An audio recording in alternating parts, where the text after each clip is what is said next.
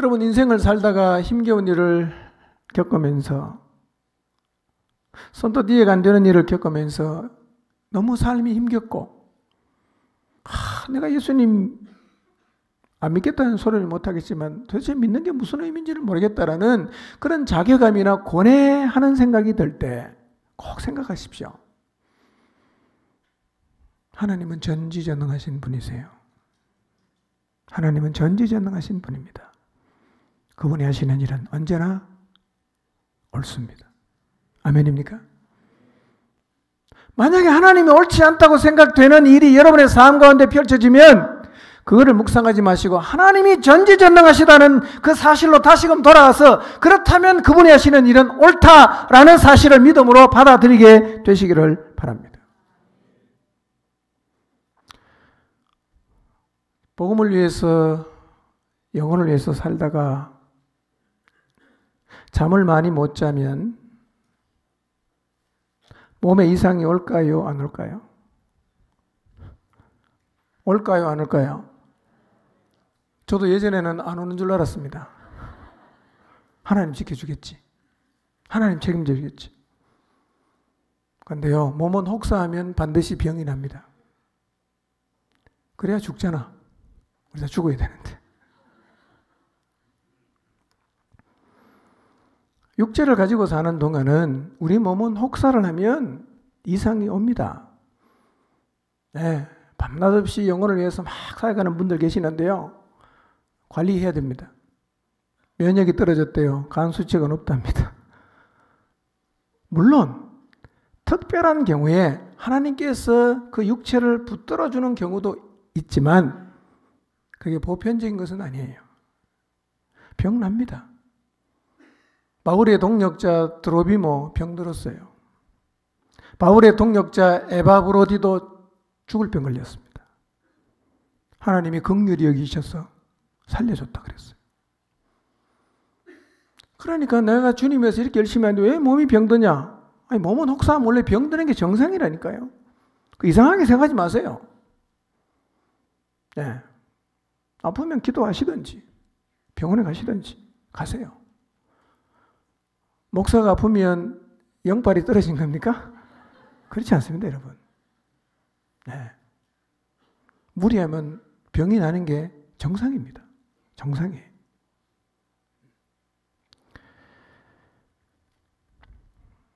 아플 수 있죠. 병이 나죠. 더 일찍 죽을 수도 있어요. 그러나 한 번밖에 없는 짧은 인생은 한정되어 있잖아요. 한정된 시간을 살면서 일주일에 한 번 타는 자가용 매일 닦고 쓸고 그런 자가용으로 살 건지, 눈 뜨면 나가서 밤새도록 돌아다니는 택시처럼 살 건지, 그건 우리가 선택하는 거예요.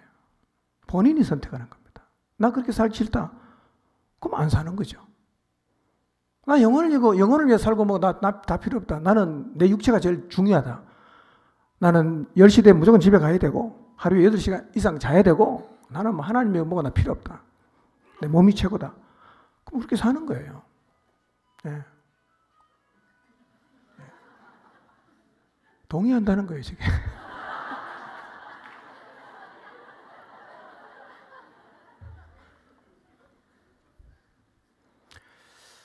선택할 수 있지만 우리가 정말 하나님을 믿는다면 그분을 위해서 몸이 닳도록 드리며 사는 게 가장 잘 사는 겁니다. 아멘입니까? 강요는 아니에요. 선택할 수 있습니다. 저도 선택할 수 있어요. 여러분도 선택할 수 있죠.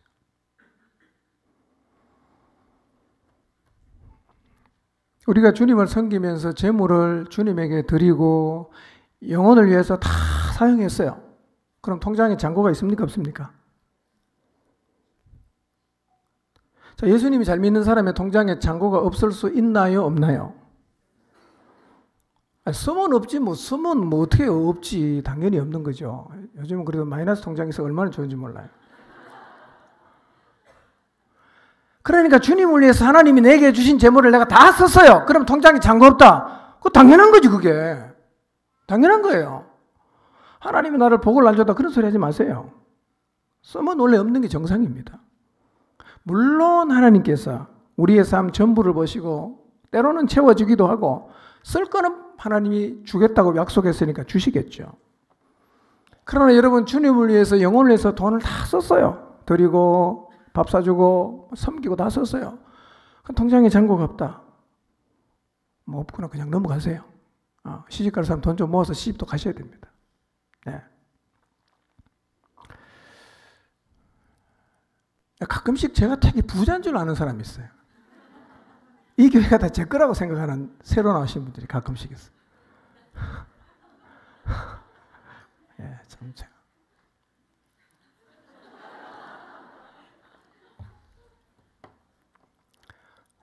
부자처럼 봐주니 고맙긴 하지만 저도 통장에 잔고가 없습니다. 근데 이건요 제가 선택한 길입니다. 아무도 강요하지 않았어요. 제가 선택했어요. 예, 하나님을 믿기 때문에, 하나님 나라를 믿기 때문에. 무엇이 중요하고 무엇이 가치 있는가를 제가 판단하고 제가 믿기 때문에 그렇게 살았어요. 정상입니다. 정상이에요. 그러나 하나님은 약속하신 게 있어요. 너희 모든 쓸 것은 채워준다 그랬어요. 그거는 믿으시기 바랍니다.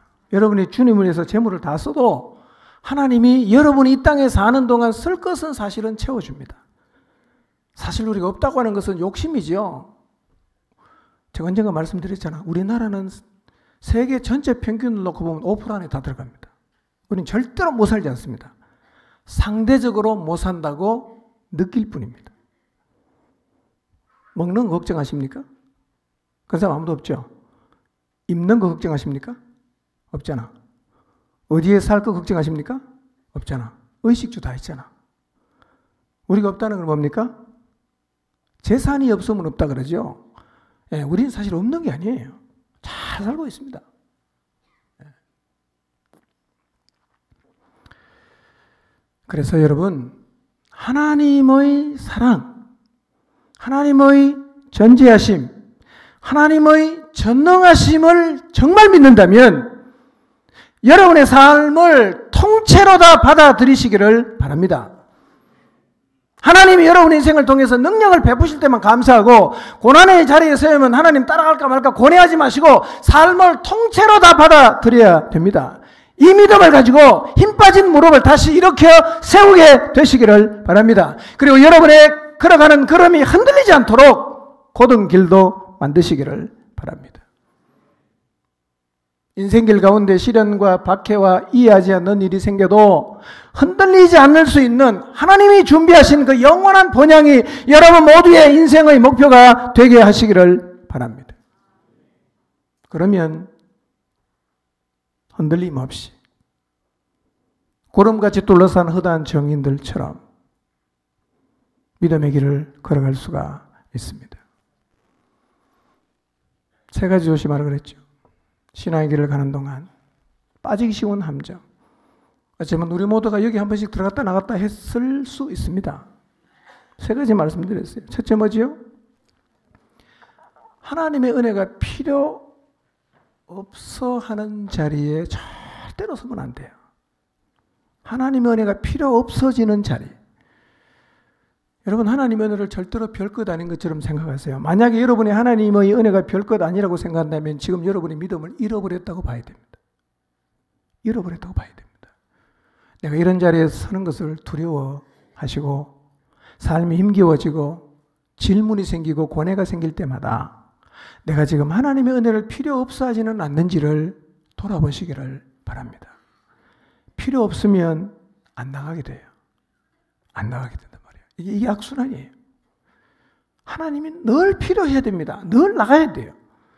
아무리 어려운 고난을 당해도 하나님의 은혜를 사모함으로 나가는 사람은요, 안 넘어집니다. 안 넘어집니다. 갈 필요가 없다고 생각하면 그건 문제예요. 두 번째 뭘 조심해야 된다 그랬어요? 불신앙의 쓴뿌리. 불신앙의 쓴뿌리. 이 불신앙의 쓴뿌리를 가진 사람은 오늘 우리가 봤던 신명기 29장하고 똑같이 얘기합니다. 성경에 이렇게 살면 저주받는다고 하는데 나는 그런 거 상관 안 한다. 나는 이렇게 살아도 충분히 괜찮다고 생각한다라고 말한다면 여러분의 마음에 불신의 쓴뿌리가 이미 뿌리 내린 거예요. 이렇게 되는 걸 두려워하시길 바랍니다. 복 없어요. 복 없습니다. 그리고 이 불신의 쓴뿌리는 뭐가 있어요? 전염성이 매우 강합니다. 퍼뜨려요. 목장 안에서 불신의 쓴뿌리를 가진 사람이 목장 안에 영향을 미치지 못하도록 목장은 잘 조치를 해야 됩니다. 누룩처럼 다 부풀려 버리거든요.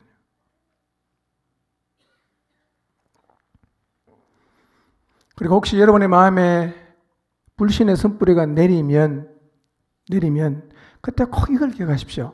망령되고 헛된 말을 하면 어떻게 됩니까?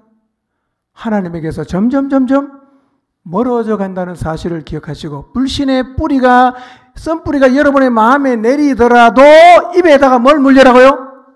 재갈을 물리십시오. 말하지 마세요. 말하지 마세요. 기도해야 됩니다. 나도 죽어요. 다른 사람도 죽입니다.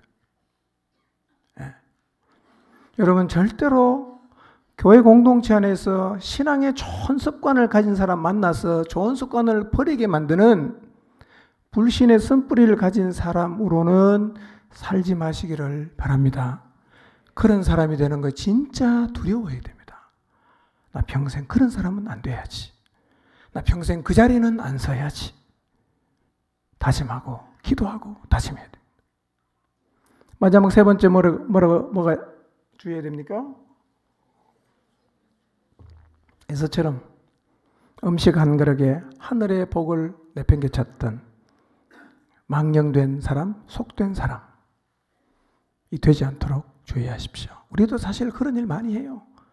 돈 몇 푼 때문에 하늘의 복 버립니다. 좀 편하려고 하늘의 복 버립니다. 너무 많이 쉽게 우리는 하늘의 복을 버린단 말이에요. 예. 그 자리에 서지 않도록 주의하십시오. 여러분 하늘의 복을 가장 가치 있게 생각하시기를 바랍니다. 어느 순간 여러분의 마음속에 불신이라는 생각이 들어와서 내가 지금까지 하나님 말씀을 통해서 가졌던 하나님을 향한 신앙의 가치관이 변하지 않도록 주의하시기를 바랍니다. 여러분에게 권합니다. 한 주간 우리 모두 주님 앞에 나가서 내 안에 하나님을 향한 진정한 믿음이 있는가를 한번 물어보십시오. 내가 진짜 하나님을 향한 믿음을 갖고 있는가? 나는 하나님을 전지하다고 믿는가? 나는 그분이 전능하신 분이라고 믿는가? 십자가에서 나를 대신해서 아들의 생명을 버리게 하실 만큼 그분이 나를 사랑하신다는데 나는 그 하나님의 사랑에 대한 믿음을 갖고 있는가? 정직하게 한번 서서 돌아보시길 바랍니다. 그리고 여러분이 지금 갖고 있는 생각과 여러분의 삶의 모습과 여러분 안에 있는 믿음을 한번 연관시켜서 정리해 보시기를 바랍니다. 히브리서 11장을 다시 읽어보십시오.